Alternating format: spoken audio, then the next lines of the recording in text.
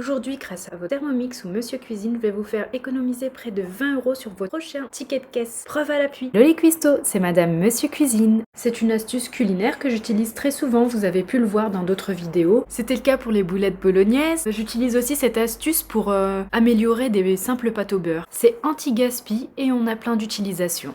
Vous allez économiser plus de 1,80 € par portion de 50 grammes, ce qui est énorme. Et c'est encore plus impressionnant lorsqu'il s'agit de l'herbe séchée. Il y a bientôt 4 mois, j'ai acheté 4 bouquets d'herbes, 2 de persil et 2 de coriandre. Pour avoir une petite idée, aujourd'hui je suis à 50% de la réserve que j'ai faite. Commencez par laver vos bouquets. L'idéal c'est de remplir une bassine ou bien le fond de votre cuve. En fonction des récoltes, le persil ou la coriandre va être plus ou moins sale entre guillemets, avec des insectes ou pas, ou avec plus ou moins de terre. Si le thème de la chaîne vous intéresse, pensez à vous abonner, de belles vidéos sont à venir.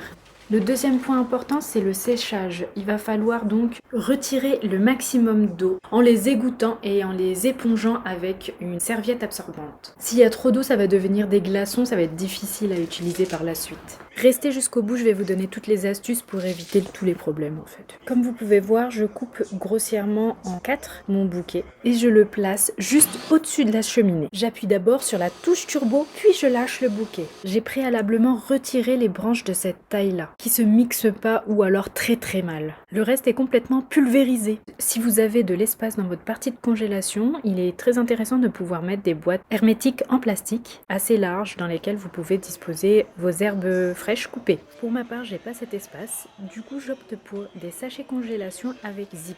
L'idéal c'est de marquer vos emballages pour reconnaître le persil de la coriandre.